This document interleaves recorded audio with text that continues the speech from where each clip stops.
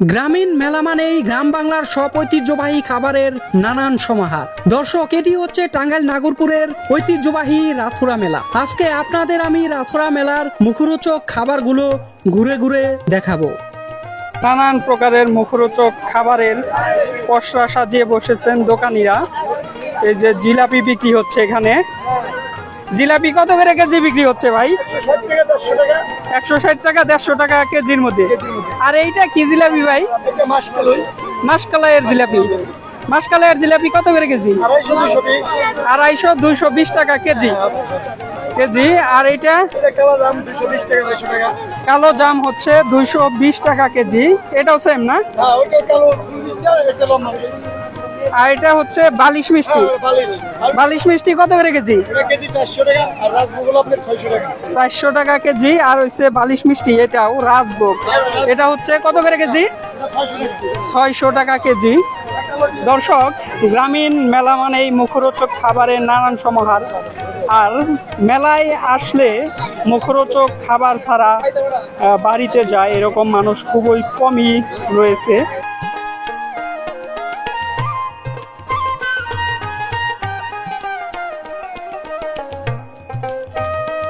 তো এই যে এখানেও হরেক রকমের মিষ্টি রয়েছে, দেখতে পাচ্ছেন। ভাই, এটা কি মিষ্টি? রাজভোগ না? এটা কত করে কেজি বিক্রি? 350 টাকা কেজি। আর এই পাশেও মিষ্টি রয়েছে অনেকগুলা। এটা কি মিষ্টি ভাই? চমচম না? সাদাটা। এটা কত করে কেজি?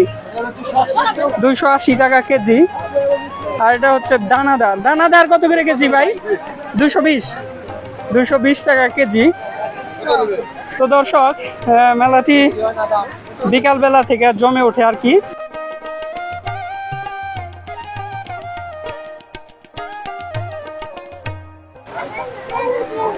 এই যে এখানেও রয়েছে মিষ্টি, জিলাপি।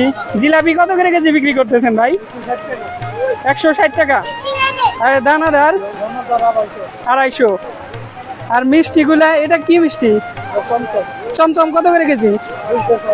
260 টাকা কেজি। আর এটা তো কালো জাম না? এটা কত করে কেজি? একই দাম? একই দাম। এটা রসগোল্লার মতো সাদা মিষ্টি। রসগোল্লা নাকি এটা? এটা কত করে কেজি ভাই? 250 টাকা কেজি। 250 টাকা কেজি। এই যে এখানে রয়েছে, এটা হাসি খুশি মিষ্টি বলে না ভাই?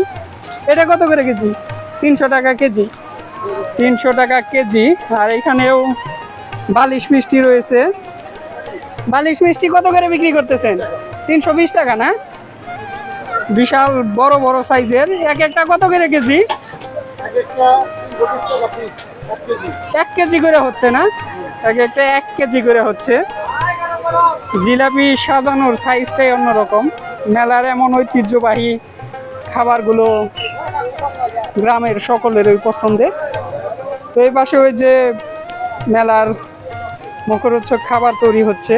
আর এই পাশেও রয়েছে বিভিন্ন প্রকার মুখরোচক খাবারের সমাহার।